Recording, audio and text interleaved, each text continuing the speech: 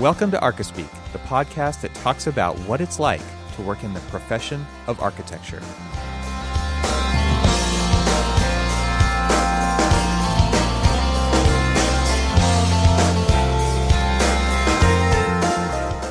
So I was on I guess it's a final jury for the students that we were working with at Auburn. Oh, yeah. And one of the jurors had made reference to powers of 10.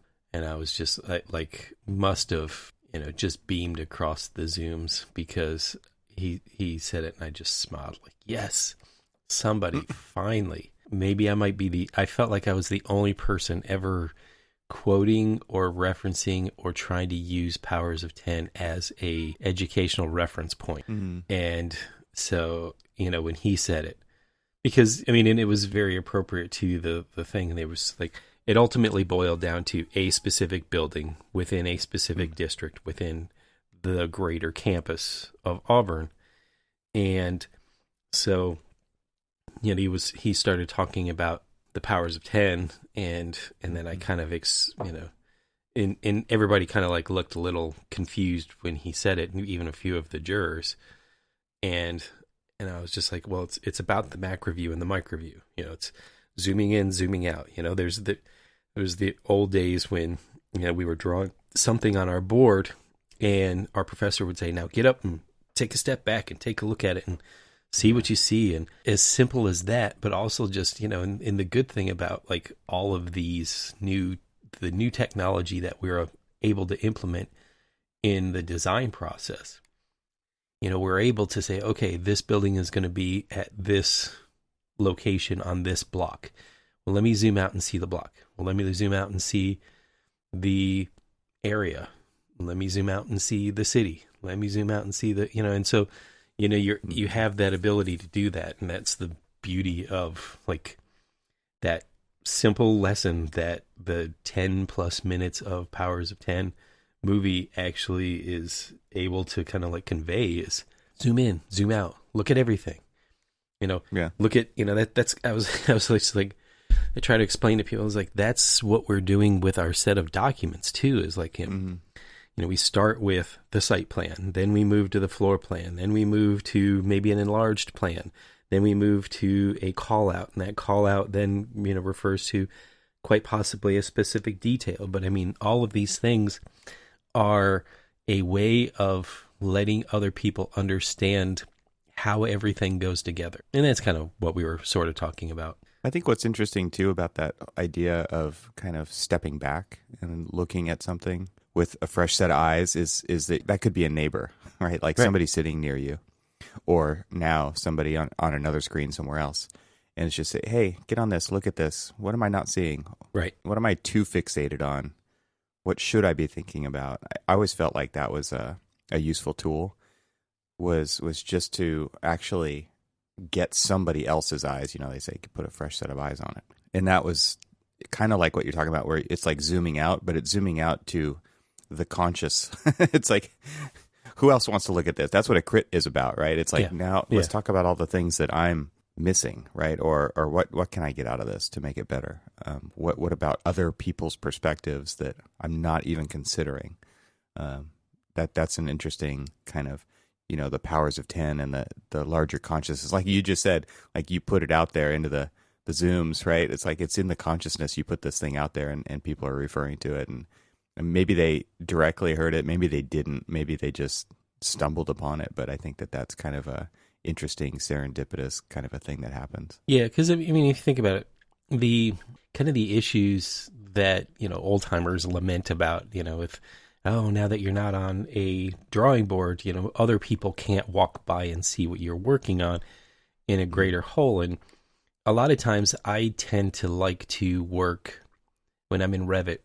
I tend to like to work on the sheet itself and work with what has been placed on the sheet. In context of, so that I can see what is going on, like what is the intention of this particular sheet and what is the story we're trying to tell. We've done all this work. We put it on a page. Now what is this page actually telling us? That's funny because I don't think of it like that. I see what you're saying, and I understand the value in that. Coming from the design side, and usually there aren't sheets yet, and so it is much more the earlier stuff you were talking about with the context to the surrounding buildings, the context to the campus, the context to the spaces that are adjacent, the context to the experience of somebody walking through it, and there's value in both of those perspectives. I think as further, because design doesn't stop, right? True. It does continue all the way through, and it does get to the point where you are telling a visual story / narrative on sheets, and things are being kind of positioned adjacent to each other so that you can tell the whole story, right? That's really the goal, is to tell the whole story. Right. And so when you do something on the left side of the sheet, it could very well impact something on the right side of the sheet. And that's the beauty of what a building information model is supposed to be, right? It's supposed to automatically update everything all the time, and you don't have to go and chase those things down. But now we have to go and chase things down that were the unintended outcomes of a change, right? It's like, just because you moved it here doesn't mean you don't follow it around now and see what else happened. And I think it does make a lot of sense to view those when you are making modifications in context to some of those other things. This is where the whole idea of like the Minority Report screens really comes into play, right? Because like the more views of the thing, kind of the better. You don't get such tunnel vision about, you're just working on that RCP. True. You want to see the section, and you want to see the plan, and you want to see the rendering, or like the real-time image update of what you're doing to that space all at the same time, so that you don't accidentally not catch something like that, which happens all the time.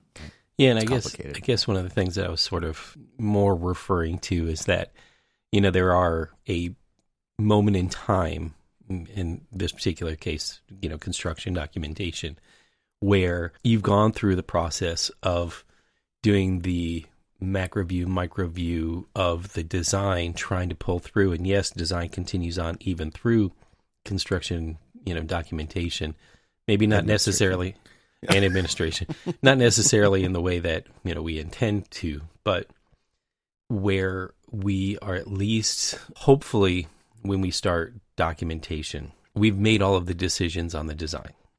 And so now we're choosing the best route to display that design so that when it goes into construction, that they get the full intent of the design and can fully understand it. So when we're going through things and we do have to adjust stuff, because now we're coordinating a few things with, because nothing ever really, and it pains me to say this, but nothing is ever really truly finished design or coordination when you complete DDs. You're always in CDs trying to work through some issues and stuff like that, which unfortunately is the case with where I'm currently at right now, with just a fast-moving project that has got so many different opinions being implemented in the process, and none of those opinions come in a timely fashion, and so you're trying to kind of play catch up while you're trying to document, which everybody sadly feels that same pain all the way through, and you even said it sometimes all the way through even into CA, and it's trying to stay ahead of all of that while actually trying to make sure that the IKEA instructions that you're creating for everybody to understand are understandable. That's when that extra set of eyes really comes in handy, because everybody is just, I'm so sick of looking at this. Yeah. You need somebody else who is not sick of looking at it, right? And unfortunately, because you do get the tunnel vision, and you do, like, you're staring into that micro vision of things, pulling back, asking somebody else to take a look at it, asking somebody else to just say, does this make sense to you? I mean, a lot of times we spend a lot of our time during documentation process, hopefully asking each other, does this make sense to you? Because at the very least, it can make sense to me all it wants to, Yeah. But but you're not but, the end. But I am of not the line. end, exactly. And if it doesn't make sense to somebody else, they're like, well, what are you trying to say here? Well, what I'm trying to say here is this. Oh, well, you're not doing a very good job of explaining it, so that means I got to do something else to make sure that I'm explaining it to somebody else. And so that's I think that's where the this overlay of powers of 10 kind of thing, or this macrovision, microvision that I always kind of harp on, really does come in handy. It's like, let's zoom out and really take a look at what we're trying to tell everybody. Because again, and you and I say this often, it's like until we get to the point where we are building off of the model, the true model, and we're still building with 2D documents, those 2D documents still have to tell the story about what the hell is going on. Yeah. I always thought it was interesting how when you're in school, there's the basic set of documents that are required to tell that story, right? And it's kind of a formula, right? It's already figured out. It's already got the recipe. It's these 4 elevations, these 2 sections, these 3 plans, whatever it is. And but really that's just a guideline. That's not reality. You have to figure out what is going to tell this story for this project. And it doesn't necessarily need to check all those boxes. And I always thought that was kind of a design problem unto itself, which is creating a presentation to communicate that design and to communicate those intentions. And you could easily just say, when somebody says, well, why don't you have this required, quote unquote, drawing? And it's like, well, because I did this one instead that tells that story in a better way. But very few people actually go through the process of thinking about it like that. They just produce exactly what was asked for. Yeah. And a lot of times you didn't need to produce some of those drawings and spend the time doing it because they are valueless. They just check that box, and it's like, yeah. And that's exactly, what's interesting is that, a lot of times, especially doing, public work type stuff, that when you give your, client a deliverable, they're expecting X, Y, and Z. Let me check off all of the boxes. Did Evan give me my 4 elevations, my 3 sections and 2 plans, or vice versa and stuff? And you check yes, check yes, check yes. Okay, thank you. And then let's move on. And you're just like, yeah, but do you really understand what's going on here? It's kind of crazy, right? Because sections and elevations are free now. It's like they're just wherever you want them. Sure. Exactly. Yeah. It doesn't make any sense. It really doesn't make sense to continue with that formula when you are talking about a model that you can slice and dice any way you want. And the one good thing that I've seen that I love about this almost hybrid of documentation that we've been going through right now, and also, well, and let me finish one point before I finish the other or start another, is that I love that, especially in more complicated, complex buildings that, got a lot of different, elevational changes, or, it cuts back to a soffit, and then, this is coming in at a different angle than this. And so a lot of times, well, not a lot of times, almost guaranteed that a 2D elevation straight on really doesn't help with that story. You really don't understand, okay, I'm looking at 3 different glazing facades, but what's not really illustrated in that you hopefully are depicting in a section is that these are all at 3 different planes. Mm-hmm. And I'm talking more specifically of something that I've got going on. And so one of the things that we decided to do, which, just seems to be a no-brainer to probably some people, but, is turning out to be more and more revelation as we continue to keep doing 2D documentation for a very 3D thing, is... Can I guess? Yes. Before I'm going to guess it's shadows. No. It's okay. What is it? It's putting in axons. So, we do lots of... Shadows help too. Shadows do help. How do you convey depth in an elevation?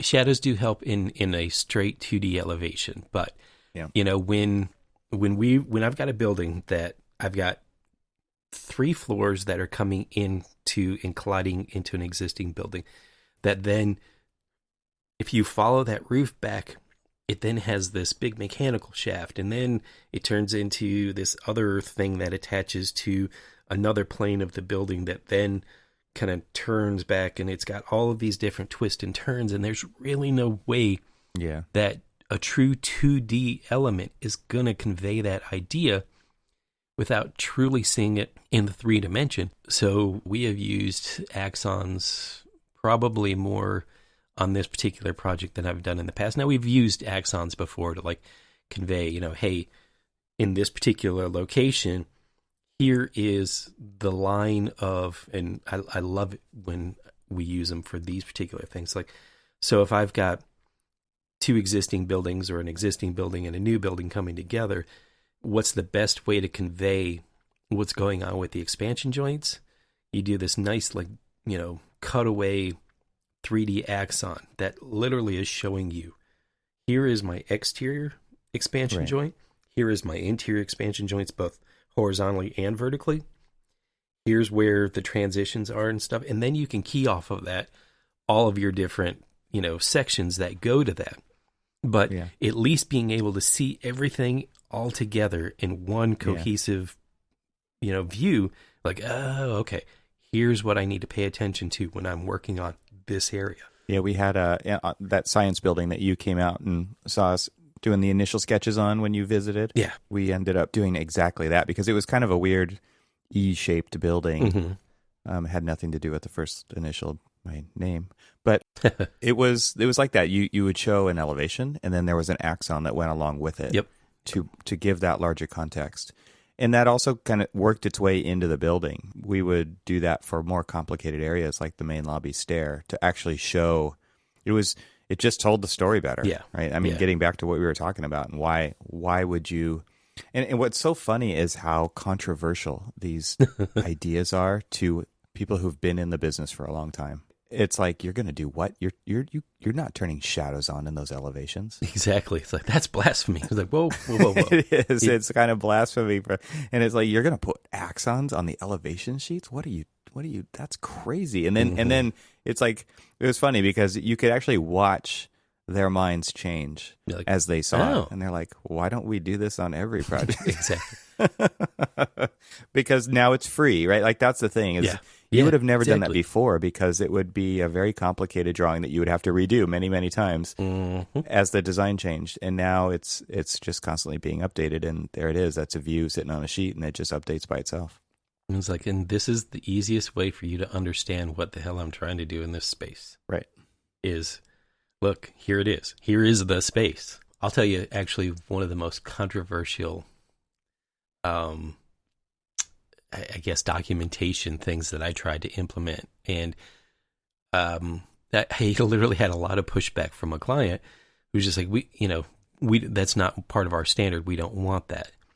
I'm like, but this is a pretty complicated renovation, and all of the demolition that we're doing, I want to make sure that they truly understand what I'm trying to say.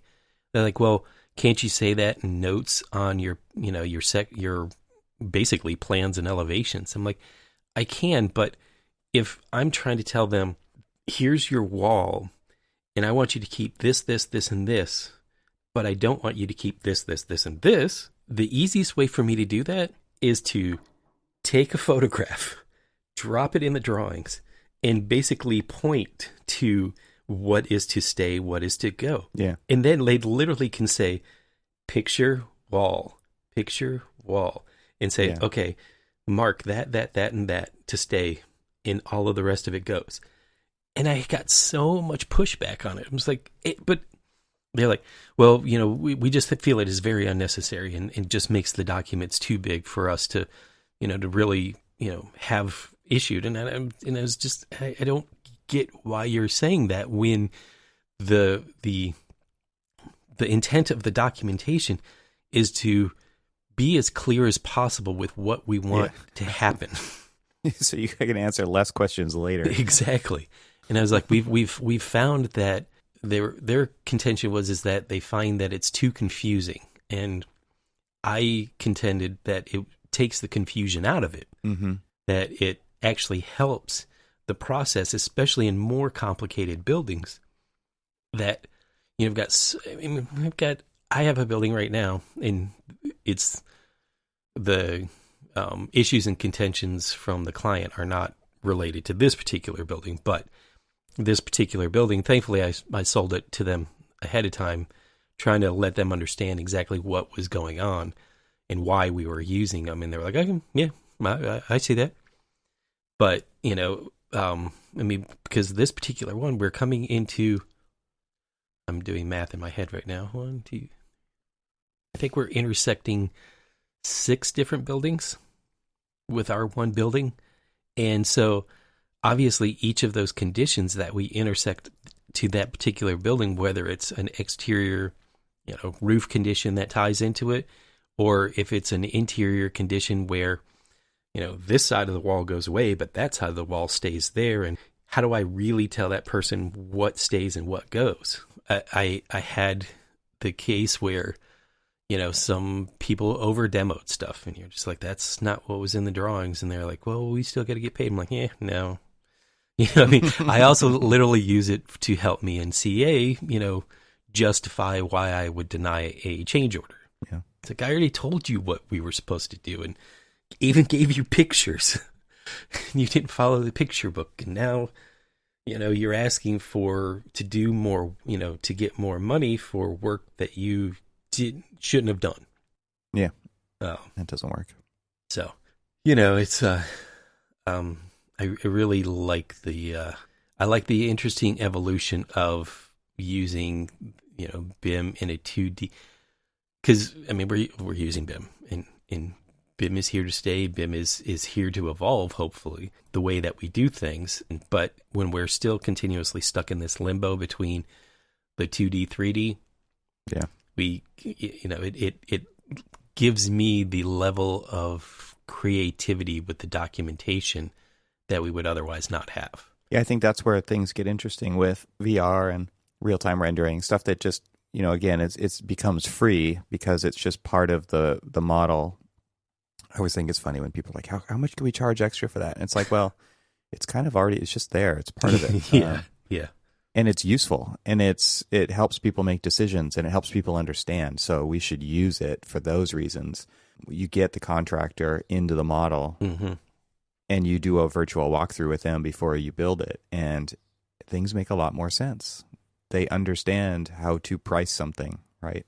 Before, all they had to look at were two-dimensional output and trying to figure out, the length of the guardrail as it snaked through the lobby down the 3 levels of stairs. And it's like, well, let me actually show you what's going on there, and let's just pull it up and look at it. And that visualization tool is super helpful in those kind of those circumstances where it just, like they say, the picture says 1,000 words. It's exactly that and more, because you can get in there and you can walk around it and you can look at things and pull people together and talk to each other and talk through issues. It's funny because people are still push against getting in there. I think that, that either they'll think, oh, I'll get in there sometime. But the ones who do get in there and use it as a decision-making tool or to actually tell the story, I think are a step ahead of the ones who don't. Yeah, the good thing about that is, just in the quarantine world we're in right now, we still have to get buy-in from the client on certain design decisions that have been evolving. And,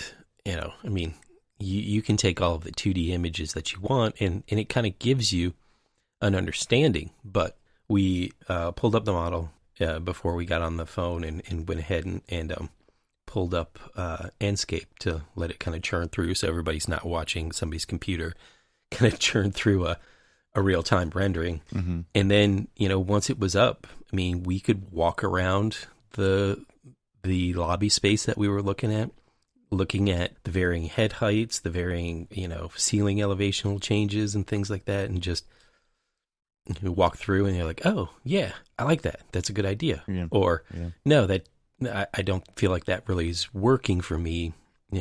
What about this or that? Great thing about it is it's a very collaborative kind of thing that people can, take a look at and just in real time. And we would be doing the same thing if we were sitting in the office with them. They just so happen that we are doing everything by Zoom and are able to walk through. The only thing that I'm finding is the interesting I don't know, hiccup with these Zoom conversations is when you're in a meeting and, 9 times out of 10, nobody's on, nobody's activated their camera. So, you don't really see, because a lot of times you get to see their, like, I was called out for, when we were, one of the last times we were, at a face-to-face meeting, we were going through a design and people were explaining the design. And apparently my face was telegraphing my dislike for that particular issue. And the client's like, whoa, before we move on, Cormac's over there. Cormac's grimacing. Yeah, Cormac doesn't have a very happy, look on his face. Face on. Yeah, for lack of a better term. And she's like, Cormac, what are your concerns? This is my resting architect face. And she was just like, well, what are your concerns? And I kind of, went through them, and everybody's like, oh, okay, well, that makes sense. And, let's talk about that. And, you talk through some issues like that. Or, a lot of times in meetings and stuff, a lot of times, unfortunately, in Zoom, you're talking over everybody because, everybody's trying to talk at the same time because they can't see the visual cue that somebody else is like really passionate about. I got to say something about that. That just, it's, that's either awesome or it's driving me insane or whatever. And so I think those are probably the next big hurdle of the digital communication that we probably now are seeing. This whole world is probably going to be ushering a lot more of those rather than a lot of like these internal face-to-face meetings, because let's just say that as part of all of me going out to the site, I got to keep all my receipts and my parking and gas to and from and all that other stuff and expense them and get have them pay the reimbursables and everything else. And it's just like, oh, wait. It might be cheaper if Cormac doesn't drive out to the site, but we have a quick meeting and he pulls up all of the visuals of everything that he would be doing in front of me anyway. And then I save myself $20 every time he comes out here or whatever. Interesting. Yeah. So tell me about this, the design class that you guys are helping out with at Auburn. Okay. So they started off with, having a project that was basically a campus planning project for a currently it's the Hill Dorm District on Auburn, which is not too far from the architecture building.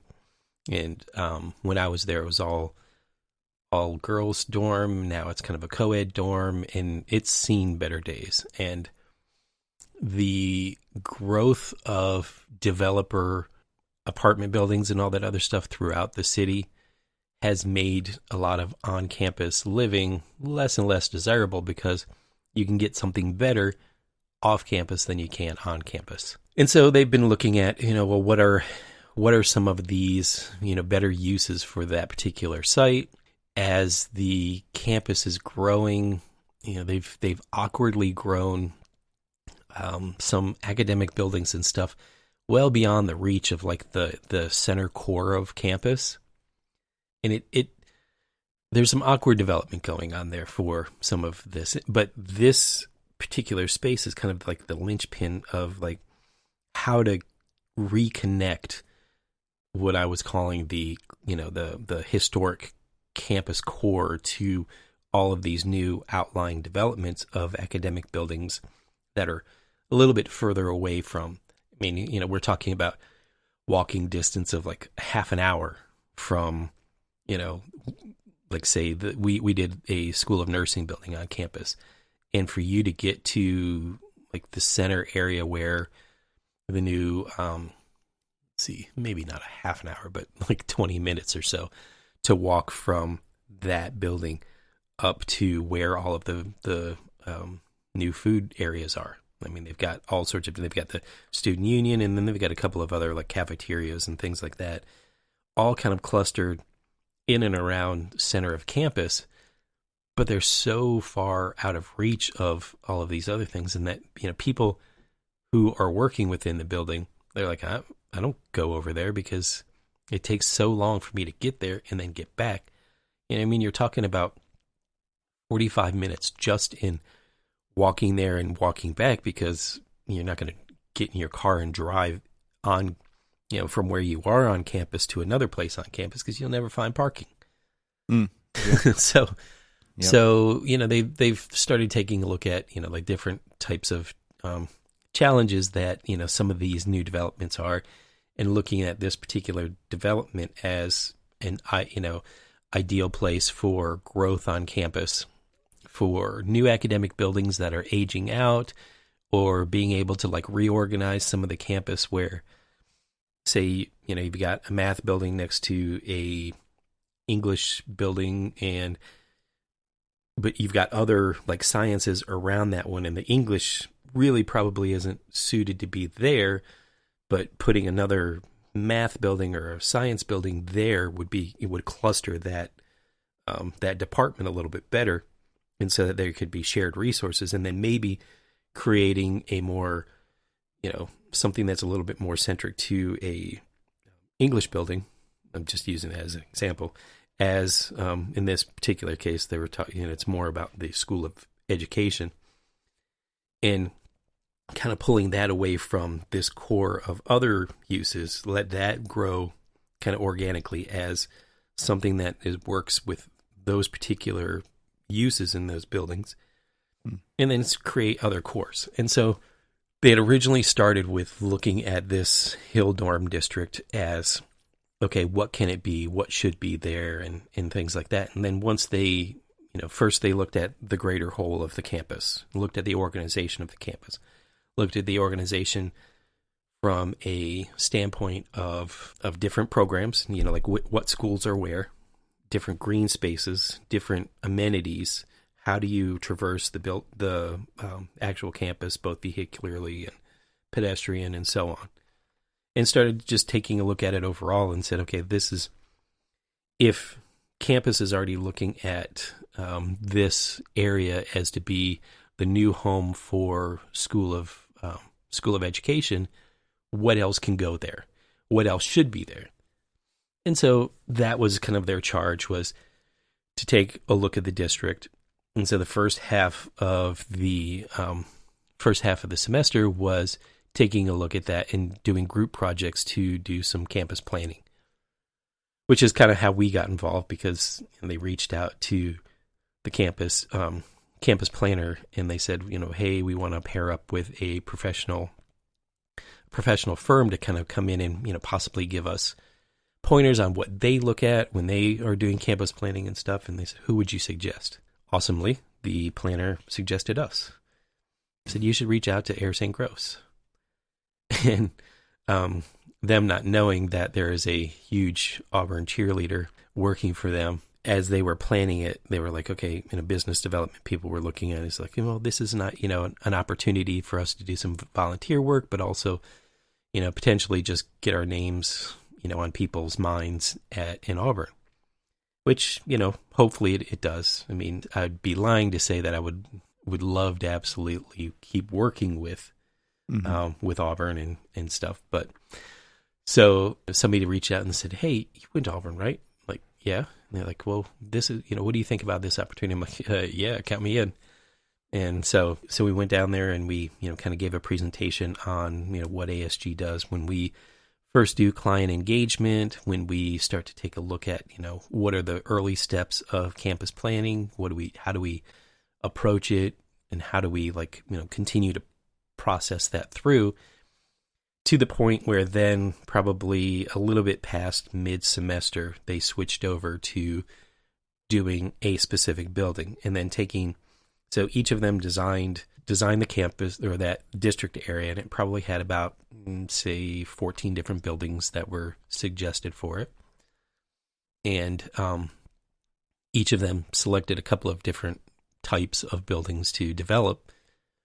And then from there, they just took it from, basically concept to, let's call it early schematic. And then just gave a presentation on their process of early schematic work. I tend to liken it more as a conceptual design, more like a scope study type thing than really true schematic design. Yeah. Because it was more, they were test fitting what it could be rather than, this is, and so they did that. And I was actually pleasantly surprised at how not only, their grasp of the understanding of campus planning, but also the understanding of how these particular buildings fit within the master plan and long range, planning and all of these other things. Basically the same stuff that we do on a daily basis. And, I think hopefully, I'm tooting our own horns that it had to do, with how well we engaged them and our process of talking them through how to do all of this stuff. I mean, we were pretty hands-on with them throughout the development process of just, being there to kind of like explain to them exactly what planning is and what you do with it and all that other stuff. Anyway, so that was, and so it was really interesting because as we were going through this, then we got to a point where, okay, how do we best engage professionals in helping mentor the students in kind of like this distance learning, this Zoom calling, of how are we able to reach out to them and talk them through what it means to do some conceptual design work for a particular building that they chose. What type of, what are the key things that they should be looking at? What are the ideas and notions and how to follow through with them? And then even to the point of like, how is the best way of presenting that to, your client? Okay, so now you've got an idea. Now you want to pitch it to them and tell them why this is the best idea. So rather than, me taking, a couple of students and stuff, the professor had, obviously has a wealth of people that he knows and kind of reached out and kind of paired a one-on-one. And so paired him up with people who know how to do these type of buildings. So like, people who are really versed in doing student housing. He paired up with people who are doing student housing and people who are, apt to do, dining halls or, lab buildings or this, that, or the other. And, paired them up with that, and which, really kind of helped them out because, again, they're tapping into the firsthand knowledge of the precedents that they would be doing anyway. I mean, they would be looking for their precedents images and understanding how to do that. What's better than just to sit down with somebody who actually does it on a daily basis and then says, okay, this is what we look for when we're doing these buildings. It was very hard to not direct their design. He was like, oh, don't do that. I think you should do this. And, there was probably on occasion where I did suggest, well, maybe you should look at doing this because volumetrically, I think it works better that way or this way. But other than that, it was, it was trying to be truly their own creation, their own presentation, just trying to understand what are the ramifications of the decisions that they're making. I mean, okay, you're doing that. Why? You're doing this. Why? It's actually kind of fun. It was, I've always wanted to teach, but I've taught in practice with the people who I'm practicing with rather than like in an academic situation, which I know you can tell me firsthand is a completely different animal altogether. Because I was, and you could really tell when this, when the one kid was giving his presentation that I was working with, that he really did listen to, kind of the suggestions and things that I said, but it was funny because some of my very natural buzzwords that I use when I'm describing things, he was saying. But the good thing about it is that he actually understood why he was saying them rather than just using them as words. He was actually understanding them and understanding why he was saying them and not just like regurgitating things. And so it was just like, oh, wait, I got through to him? Got the gratification. Yeah, I was like, dang it, I like this. It's the whole presentation thing is interesting, right? Because in school you're kind of presenting to other architects, and I think that's probably one of the things that is so different. Actually, being a designer or on the presentation team when you are speaking to clients is you can't speak the architect language. You have to Right. You have to speak the language that they speak, and then it kind of breaks down into what sector you're in, how familiar are they with doing building projects, stuff like that. And it does change, and you kind of have to be a chameleon in that kind of a sense to speak different languages for different groups. We have, on occasion, we have a presentation coach or whatever come in and work with people, especially like if we're going after a really big project and stuff. We will have the team assembled. We will go through the presentation, basically give pointers on how each person could either better or change or whatever their method of presenting so that we could better land the job. And one of the things that always kind of stood out to me when I worked with him was, he kept referencing Jack Welch, the former CEO of GE. And Jack Welch is, multiple degrees and everything else, and didn't really need to have to tailor or cater to anybody, really. I mean, it's the CEO of GE, doesn't really.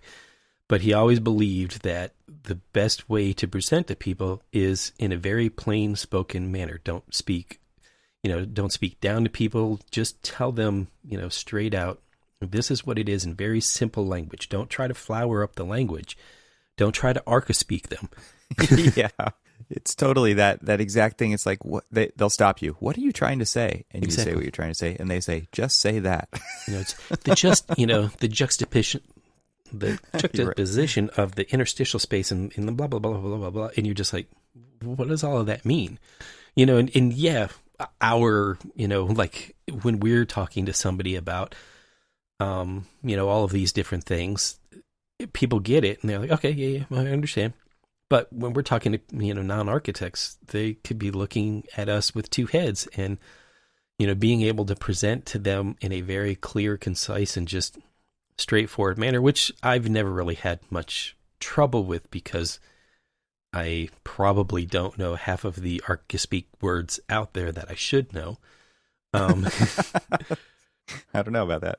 And it's probably just the fact that, I will definitely say that the military did help me in a lot of cases because I was dealing with so many different people. And as I started to, go from, private to a specialist and then into becoming a sergeant and then, becoming an instructor and all these other things, I need to interface with people that came from all different walks of lives.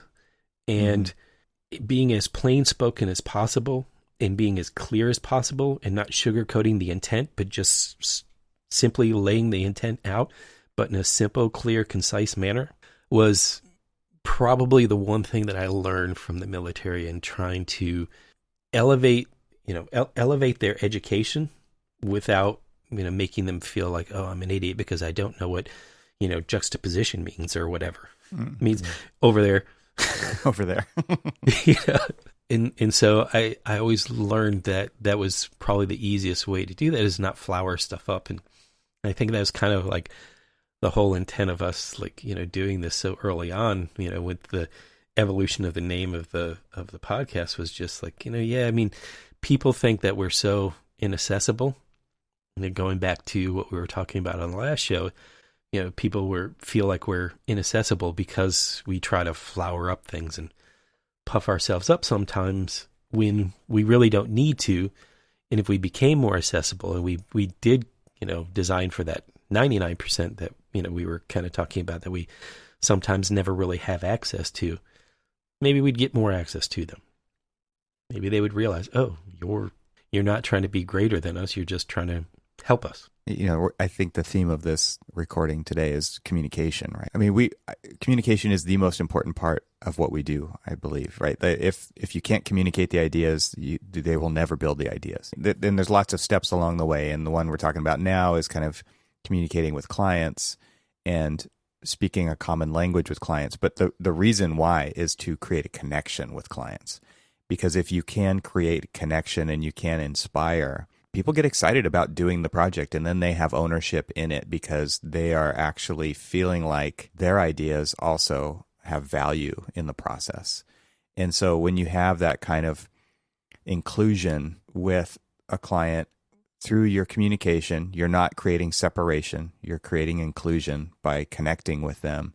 You really do get the kind of, and it's not just about getting buy-in, but not really thinking of a better way to say it right now, right? It ownership. It's us. It's we. It's Yes. not you. It's not I. And that to me is the importance of that communication and why people have to work so much on doing it well. And that's why we bring coaches in, right? To help get us there even better, because there are definitely people in all of our offices who should never talk to a client. Yes. That could be a lack of skills, it could be personality, it could be a multitude of reasons. And that's okay. But what's important is identifying who those people are. And if you want to be one of those people, this is a skill that you can learn and you can get better at.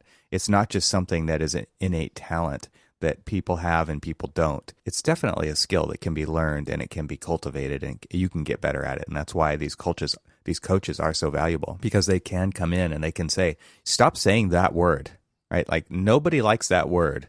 I've heard that in these coaching sessions for sure.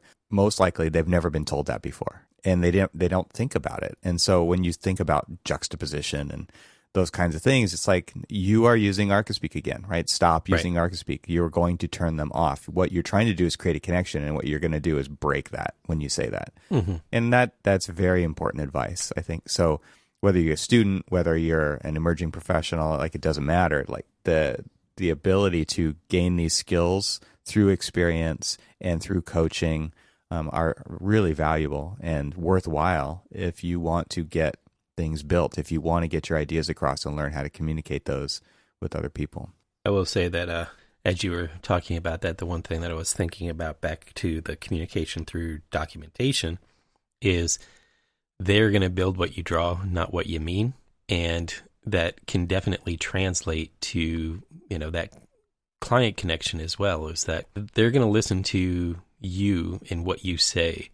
And if you lose them, they have absolutely no connection with what you want to do. And so you've got to be very clear on the way that you talk to them and the way that you communicate, because then, you are able to get that, what you want to build across to them. Mm-hmm. And, cause I'm kind of like meandering here a little bit, because what I wanted to kind of really drive home the point of, like, the clarity in conversation, but the clarity in conversation is, kind of what you're talking about with the client relationships.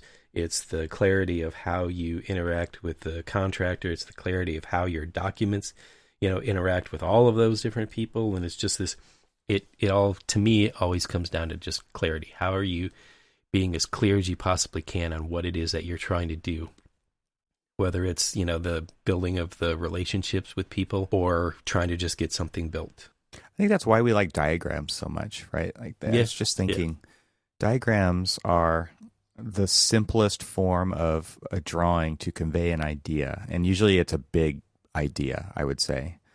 Diagrams are rarely about detailed things, just thinking about overall partie diagrams. And there's something really lovely about how much can be conveyed with such a simple drawing, right? Or axon or shaded view, or, and it's not about experience necessarily. It's just about understanding, like, oh, I get it. You look at that one thing, or maybe it's a sequence of images, drawings that convey why a decision was made or what the function of a thing is. I think that's what's so interesting about how much information, and it's like encoded knowledge in the most simple form. It's really an interesting concept to me. And I think, our architects, for the most part, I think are pretty infatuated with diagrams. So it's one of those things where it's like, well, what's the diagram? What's the diagram? You can keep asking that throughout the process of design. And I think it is kind of important up front to kind of define that partie, that overarching. It's basically your set of rules that you can always come back to and use as a decision-making tool to remember where you were headed from the beginning. And if you've strayed too far, you can kind of go back and look at that partie diagram and say, you know what, we're not really following that anymore. So is it worth reevaluating, or do we just go back to, does it help us get back on track? Versus like the diagram at the end, which is the one you keep asking about throughout the process. What's the diagram? What's the diagram? What is the simplest way you can communicate this idea, kind of a cartoonish type of a form at the end of a project, and people get it? And I think that there is something kind of unique about that in architecture, to really simplify communication and connection down into this one thing that you can, post on a website or put in a book or a manual or whatever you want to say, and say, here's the big idea. It's this simple drawing. And how much can you convey, and how much can you cut out of the project that is complicating that? Right? How can you get back to, and that's probably the hardest part, is really going through and combing through. I always kind of felt that was so interesting when I got into first year in college, and we all did case studies on Craig Elwood projects. And if you don't know Craig Elwood, look him up. He's got really minimal modern architecture. He actually taught at the school that I went to, and so he was not hard to find information on him. There's some great books out there on his work. And I always thought that it looked so simple.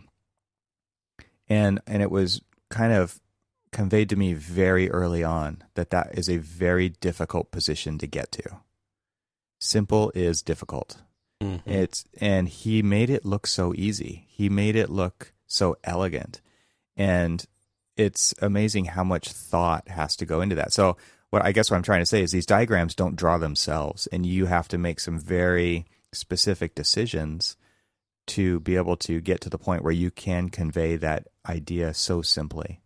In a lot of cases, I think, with the complexities that we're dealing with in projects, and the different user groups, and the site conditions, and the campus conditions, and all these things. So it takes a lot of work, and it takes a lot of practice, but I think ultimately that is a really great communication tool in the end. Right. Yeah. Something to really strive for. Sent me down a rabbit hole of wanting to sit and just stare at Craig Elwood stuff all day long. Yeah, I've got the Esther McCoy book here. It's old. It's so good, though. I mean, it's just beautiful, simple moves. But, to get those beautiful, simple moves, you've got to have a true understanding of what it takes to do those. I mean, things you're just like, wow, that's, okay, that's easy. Well, is it? Is it? It looks easy. I mean, and it is deceiving in that way, for sure. Now, I mean, I would, because of course I'm looking at stuff right now, I would contend that there are a lot of, thermal breaks here. And, It was the 60s. Yeah. But yeah, beautiful. Ugh. Yeah, Palm Springs modern, a lot of stuff in Malibu. It's like steel and glass, lots of steel and glass. Yeah, I mean, for some reason people just don't build your typical suburban home out of steel and glass, but you could just do so much, so simple, so clean, so modern. Yeah, but not very many people can put that together either. That's another too. thing, is you got to find somebody who really wants to be able to put that kind of craft into getting things exactly right and getting the tolerances a lot closer than they do with the standard types of construction. Well, because most of the time, especially like looking at this one house that he's got these beautiful cantilevers, and the ground like drops away from this thing, and then he's just kind of like delicately stilted off of it with these like real thin columns that pass through the living space down into down to grade. And you look at it, very simple moves, nothing too dramatic about it, but because all of the steel is expressed, all of the joints are expressed, and we typically don't do that, where we're always hiding the steel. Cover that up. So yeah, it can be as ugly as it wants to be, because you're just not going to look at it. And then for some reason, we have to charge this premium, when we want to do architecturally exposed structural steel. We charge this big premium of how it's going to look, because, we're just asking them to be a little bit more craftier with their connections and stuff. And Yeah. And you'd probably say that I bet they would be more willing to do the finer stuff. But, I think there's this interesting mix between, kind of what the expectations are. So I don't have to make it look pretty because you're gonna hide it. Mm-hmm. And so maybe people, guess where I'm going is maybe people, like the steel erectors would like actually want to, do better, connection details. Just knowing that they're, it's going to be seen. I mean, think about this. I mean, one of the trades that I wish we could put on display a lot more is the electrician. Because if you've ever like just looked at the conduit runs, I have pictures of it. It's amazing. and it's some absolutely beautiful work that unfortunately gets covered over. Right. But I mean, it's just this like cluster of conduit that then makes this beautiful little, turn. And I mean, we can't. I mean, we could draw that, sure, but because they actually, care about their craft and they're like, look, I've got very limited space. I got to use it as best as I can. And so they do all these beautiful little, twists and turns with the conduit. And you just like, and you see it and then you just like, God, I wish that we didn't have to cover this over, but go ahead and put that ceiling up. I was going to look. I have a picture in the Seattle, I think it's called the Seattle Music Experience. Yeah, here it is. It's in the... Oh, the old EMP, is it the Gary building? Yeah, in the Gary building. Have you been there? No, I have not. All right, I'm going to throw in the chat, and I'll use it as the album art for this section of the show. But check out and this obviously was always meant to be on display. So I'm sure there's even an extra level of craftsmanship here, but this is kind of what you're talking about. It's very because this one has integrated lighting, and yes. But it's just gorgeous, and it was like, how can you not want to take a picture of this? Right. Museum of Pop Culture, for those interested, the Museum of Pop Culture in Seattle. So the buildings that I've done throughout the course of my career have stuff like this. Oh yeah, totally. I have photos from my. Yeah, exactly. And you grab that picture before it gets covered over. And you're just like, oh gosh, that's just, it's, some amazing, just, it's just like, look, it's craft. Yeah, exactly. And, they're bending the conduit and all of these, like a run of like, say 16.5-inch conduit that's just going to all sorts of different directions, but originating from the same location. And they all have to like do this little dance that comes up and moves around like these little tight spaces, and then look on that left wall over there towards the upper corner, and you can see how it goes up and over a sprinkler head. Exactly. Yeah. Just barely a little maneuver there to get it coordinated with the sprinkler head. So cool. And so when we walk through and we look at like this stuff, and you're just like, this is amazing. This just this must have been, really designed to, to do this. And then, an electrician's just like, yeah, we do this all the time. Right. It's normal.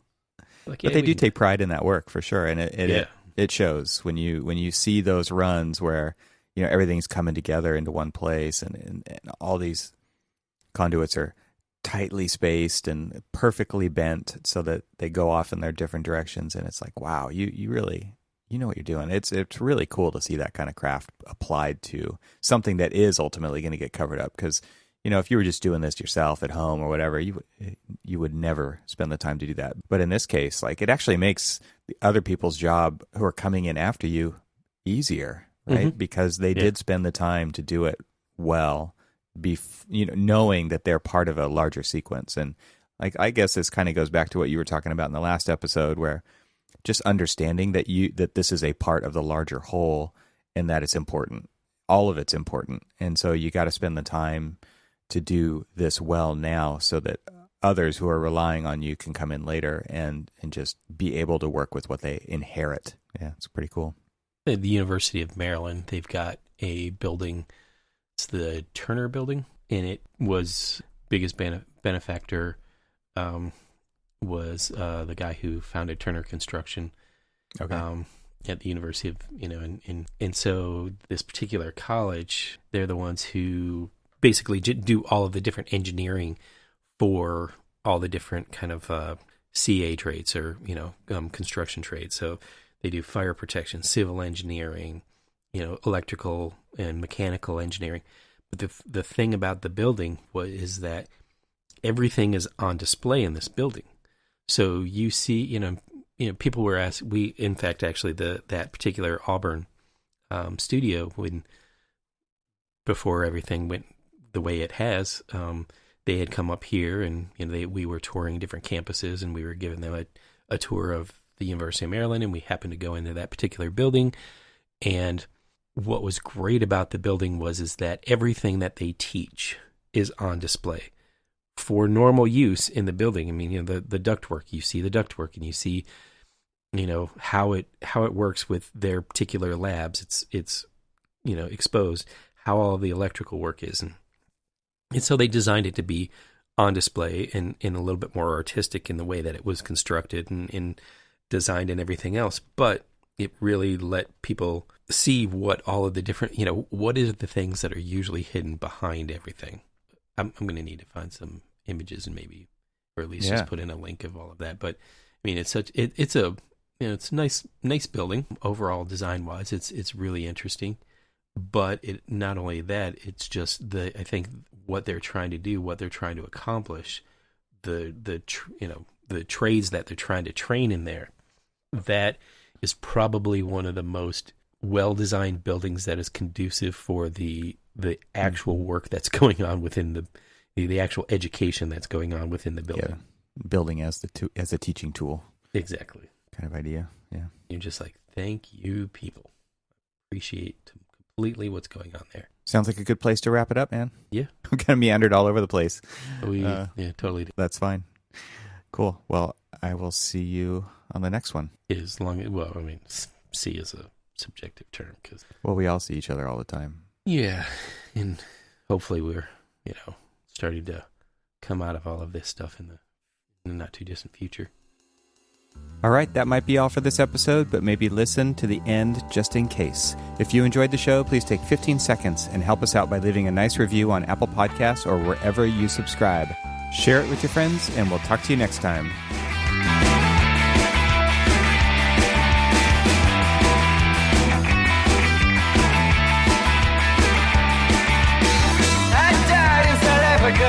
Only outlined my body in Tiffany's blue. When I died, I drove right in and swam with the dolphins and Lisa Frank and you. My funeral was beautiful. Oh, we got it for days on end. Thank God I'm cut, 'cause of my kind of luck. I'll be up on the block in front of all of my friends. This is what you get. This is what you get.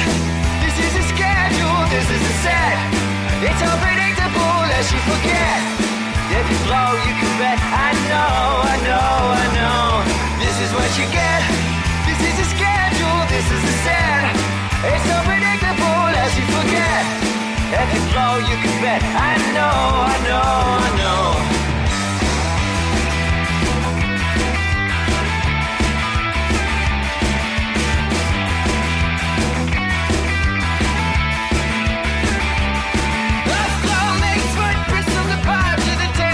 Top to the basement. Blow by blow, kinds of steel. Very real, very rock, but it's still very rock body. Big for scissors, sister preach. Deep dope in the ridge, fast and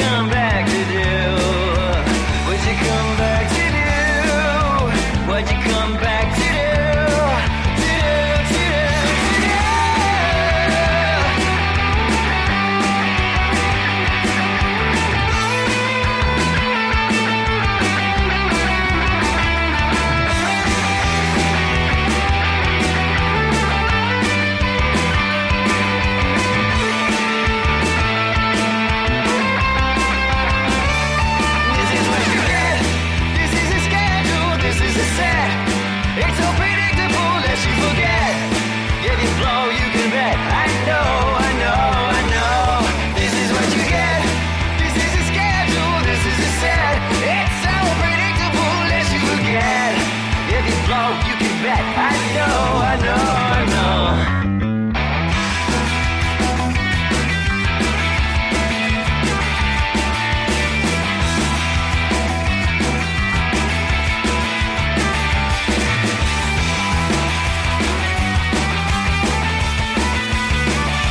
This is what you get.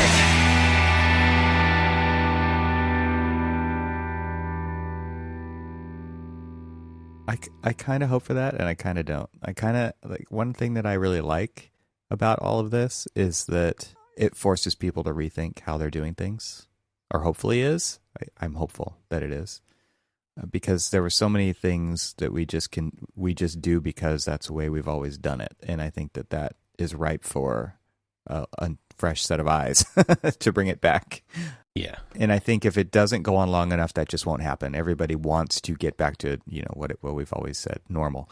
And I don't want to get back to normal. I want to get back to better. So we have to actually have the time to make things better so that we can come out of this how we want to be and not how we were.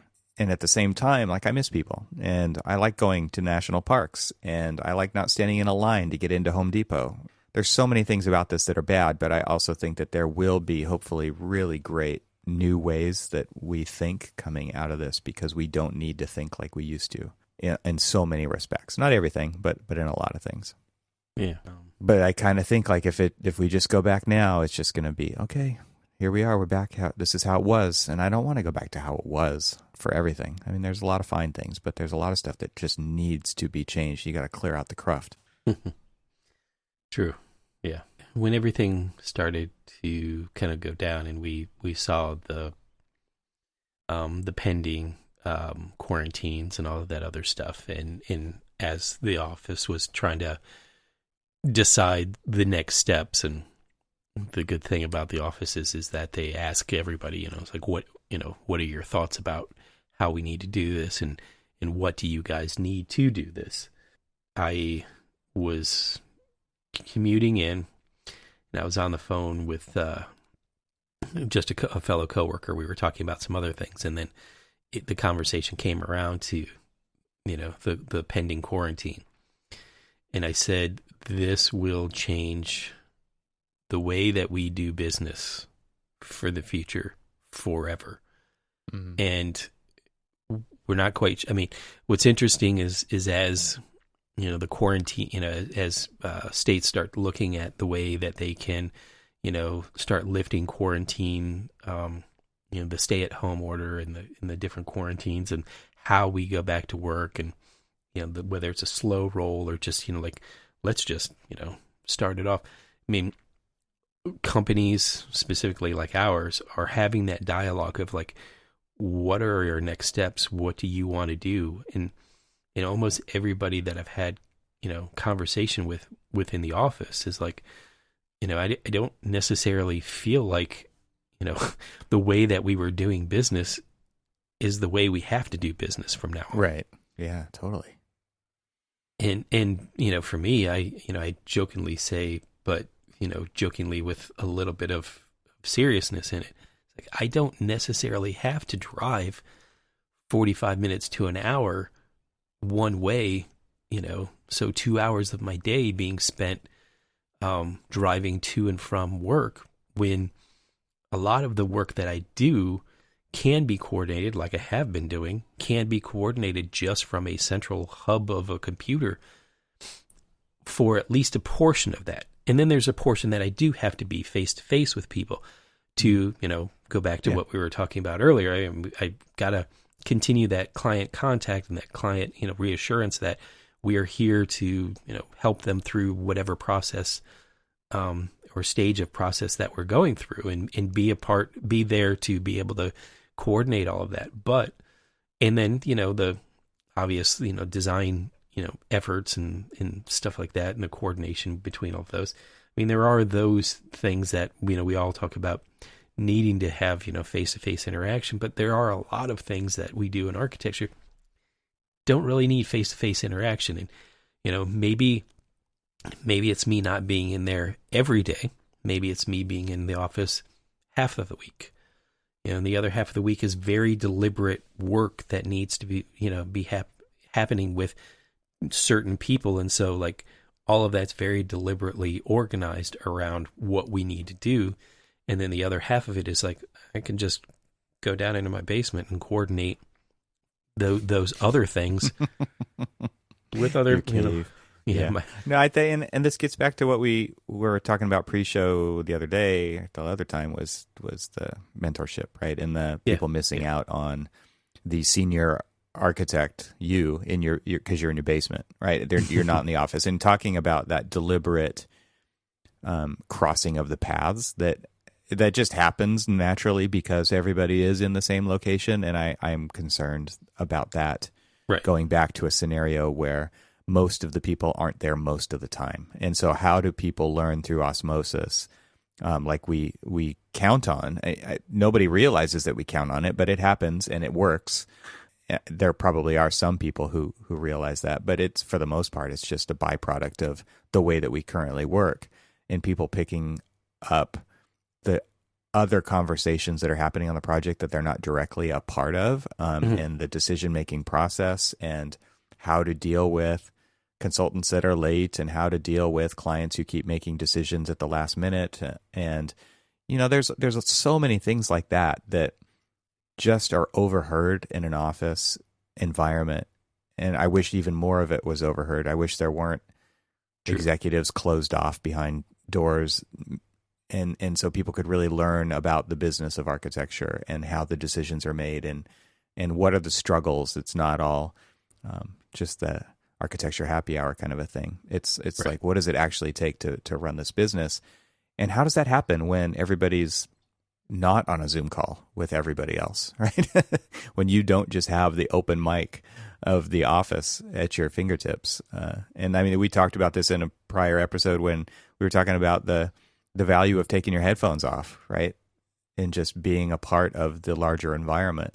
Yep. Rather than being in your own world. And it totally makes sense when you just need to crank on something to do whatever you need to do to get yourself in the right environment to accomplish what you need to accomplish. And so how do we create a balance between the virtual and the real to get work done and to help the next generation of architects be great architects? Yeah, it's interesting you say that, because I'm thinking about just the way that our particular office is set up. And, you've been there, you've seen that it's kind of like this big office, open pod type office where we actually have made the conscious decision. Now, it's every there's not a single door in any of the offices except for HR and our finance department, which, of course, need their, specific sets of privacy and close-offness just to, do their jobs, which is kind of slightly outside of the realm of what, we do on a day-to-day basis. So, I totally understand that. But for the most part, like all of the people who are involved with, any of the different types of design aspects of whether it's architecture, landscape architecture, graphic design, all these different ones, even marketing and business development, there's not a single door in the office. And we have people interspersed throughout where, like my pod may be, a senior architect and, a couple of different, associates and junior staff. And then, the next pod over, same thing, might have a principal in it. And, and so there are all of those different types of conversations that are going on. And yeah, sometimes people choose to maybe not listen into some boring, business development conversation going on and put their headphones on. But, the opportunity has been kind of laid out there that we're able to do that. We're able to have those conversations. And then, really, if you just, turn around, it's say, hey, such and such, I'm working through this detail, what do you think, or where should I look, or what should I do?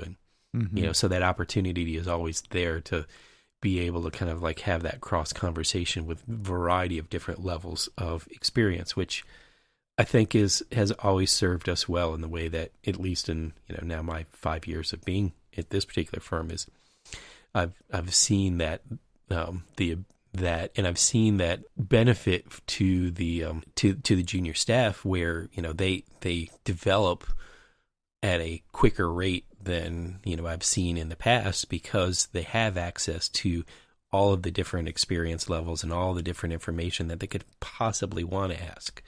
And obviously it's up to them to like ask that question and do those things. But overall, though, I think just having that access and being able to open up and there are other companies that I know do that as well. But then there are the other companies that have the closed doors. It's the office. The four walls, and it's kind of this. Well, I earned my office, so I want my office so I can close off and get my work done. And I may start off with like a list of things that I need to do, and I may not ever get through that whole list. But I'm pretty sure that as I go through my day, I'm getting plenty of work done. And if it's, having the conversation with, somebody less experienced than me to like walk through something, and that may not have been on my list, but I think that's a pretty good accomplishment to be able to end the day with, well, I didn't get this email answered. Okay, well, I'll do that tomorrow. But this got done. Yeah. Anyway, yeah. All right. You ready to start the show now?